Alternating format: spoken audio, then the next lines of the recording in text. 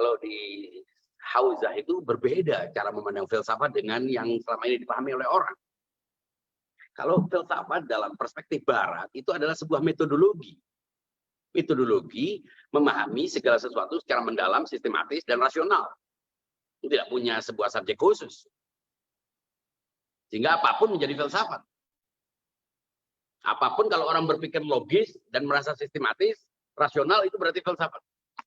Jadi filsafat sudah mengalami deviasi makna. Ini yang ada, yang saya juga pernah mengalami, sehingga filsafat pun tunduk pada kaidah-kaidah humanisme Barat, yang sekarang ini orang mulai bicara tentang filosofi, tapi filosofi dalam aspek-aspek yang sangat spesifik, seperti misalnya berbicara tentang, kalau kita tahu filsafat Barat setelah Aufklärung atau Renaissance itu sudah tidak lagi berbicara tentang metafisika, tidak bicara lagi tentang eksistensi, kecuali dalam pemikiran-pemikiran Martin Heidegger atau beberapa pemikiran-pemikiran. Tapi secara umum sudah tidak lagi bicara tentang eksistensi atau realitas. Jadi perlu diperjelas. Jangan-jangan yang dimaknai oleh filsafat itu adalah, yang dimaknai oleh kebanyakan orang, filsafat itu adalah sesuatu yang bisa dijadikan sebagai solusi yang dalam arti praktis. Filsafat tidak akan pernah menjadi solusi praktis. Kalau menjadi solusi praktis berarti dia tunduk pada kaidah-kaidah saintifik. Dan itu berarti konkretisasi sesuatu yang abstrak. Jadi filsafat akan selamanya berada dalam ruang abstrak. Ini yang harus dipahami. Sebab kalau Barat sejak Auguste Comte itu menganggap filsafat sudah bagian dari age of darkness, bagian dari masa lalu. Orang sudah bicara tentang sains, bicara tentang teori-teori yang bisa dijadikan sebagai teori-teori yang lebih praksis, lebih pragmatis, sebagai bagian dari bertahan hidup dan membangun kesejahteraan. Nah, kita boleh jadi punya mindset itu sehingga memaksa filsafat untuk bisa menghasilkan produk-produk, dan itu sama dengan kontra filsafat. Jadi perlu dipahami bahwa filsafat di Iran itu berbeda maknanya, istilahnya sama, kalimatnya sama. Makanya kita lihat di televisi juga kadang-kadang orang ngomong ngawur dianggap filsafat, aneh-aneh dianggap filsafat, jelimet dianggap filsafat. Padahal filsafat itu simple, jelas, karena tidak diurai panjang-panjang. Subjeknya cuma satu, existence, ansih. Hanya itu. Tidak bicara tentang negara, tidak bicara tentang terapan-terapannya, iya. Dan Takhimis Bayazdi ketika berbicara tentang Wilayatul Faqih tidak berbicara tentang filsafat sebagai prima sofia, tapi sudah diturunkan menjadi gagasan-gagasan. Tapi sudah bukan filsafat dalam makna itu. Maka itu apa yang kita maksud dengan filsafat ini juga perlu dipersamakan. Kemudian ketika kita bicara tentang filsafat itu juga dibedakan lagi. Filsafat sebagai mata pelajaran, mata kuliah yang masing-masing harus memiliki jenjangnya, tidak bisa lompat-lompat itu. Karena dia solid, dia integral, dia tidak bisa dimutilasi penggal-penggal kemudian menjadi tema-tema yang bisa dibagi-bagi begitu, nggak bisa. Itu harus sistematis, harus metodis, dan harus orang capable yang memang menguasai persoalan. Tapi filsafat juga punya makna wisdom. Artinya orang berpikir dengan akal sehat itu juga bisa dimaknai filsafat. Selama tunduk pada kaidah-kaidah logika yang jelas. Nah, apa yang kita maksud dengan filsafat itu juga perlu diperjelas. Sebab banyak orang ngomong filsafat, tapi sebetulnya justru dia sedang meniadakan, dia menafikan filsafat. Kemudian bagaimana filsafat untuk masa depan? Kita tahu peradaban ini dibangun, ada agama, ada filsafat, ada sains, ada budaya. Ada 4 minimal. Sains melahirkan teknologi, melahirkan produk-produk. Agama melahirkan macam-macam, melahirkan kesalehan, tapi juga melahirkan ekstremisme, intoleransi. Budaya melahirkan apa? Ikatan-ikatan primordial, hubungan-hubungan tribal, kadang juga rasialisme juga bagian dari budaya, efek dari budaya. Kemudian filsafat melahirkan apa? Filsafat seperti saya katakan, filsafat sebagai prima sofia, ataukah filsafat sebagai metode berpikir logis, rasional, dan sistematis yang sekarang sudah menjadi pakem di berbagai macam perguruan tinggi dan dalam forum-forum ilmiah.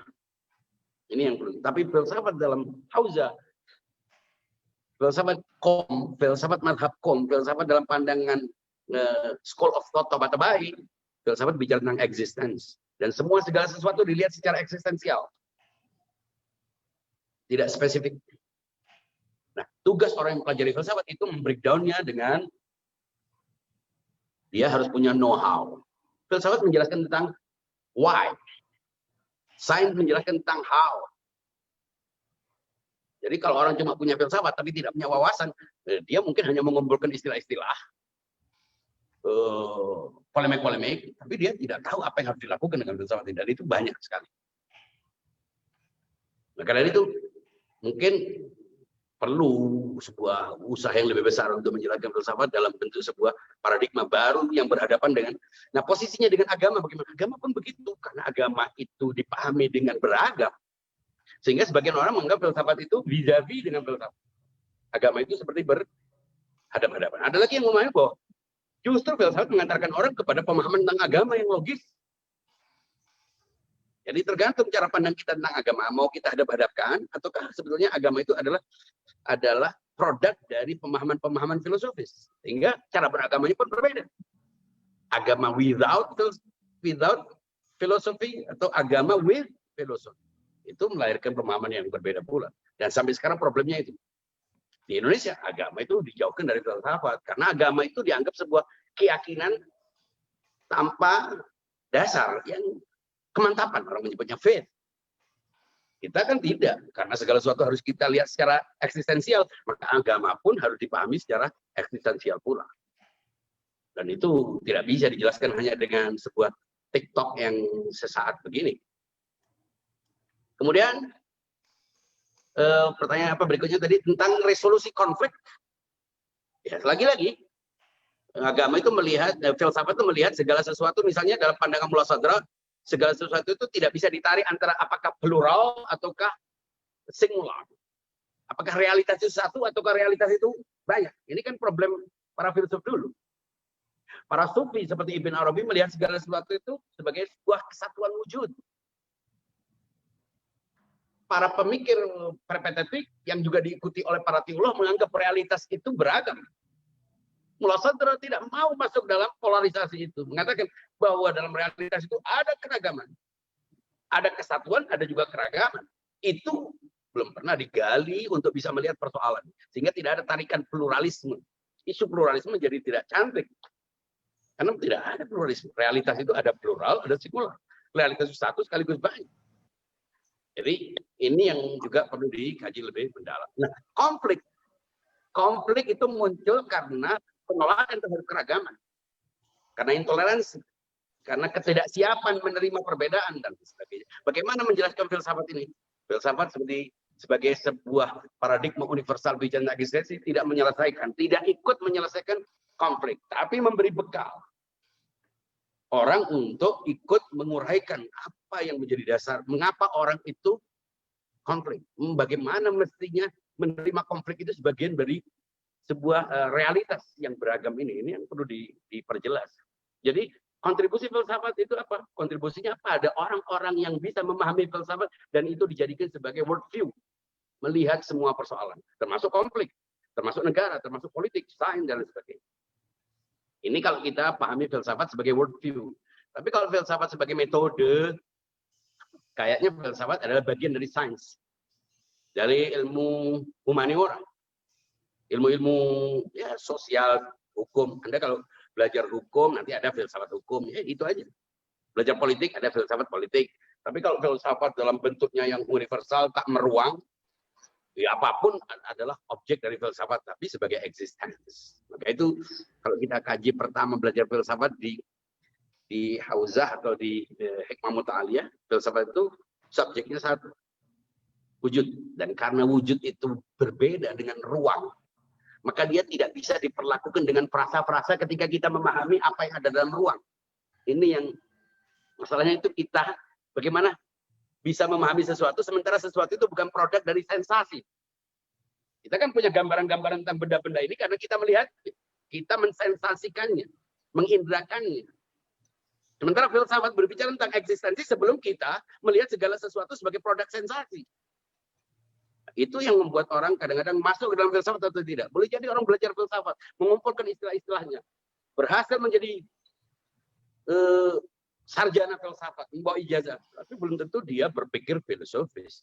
Belum tentu dia menjadikan filsafat sebagai worldview. Dia mengumpulkan istilah-istilah, berdebat mungkin. Tapi filsafat menjadi paradigma, belum tentu. Mengapa? Karena itu filsafat perlu diulang-ulang. Perlu dikaji lebih mendalam. Dan terus-menerus polemik itu harus hidup. Kajian itu harus hidup dalam ruang-ruang yang terbatas. Karena tidak semua orang bisa menerima pemahaman yang sangat abstrak. Orang sudah terbiasa melihat segala sesuatu dengan konkret.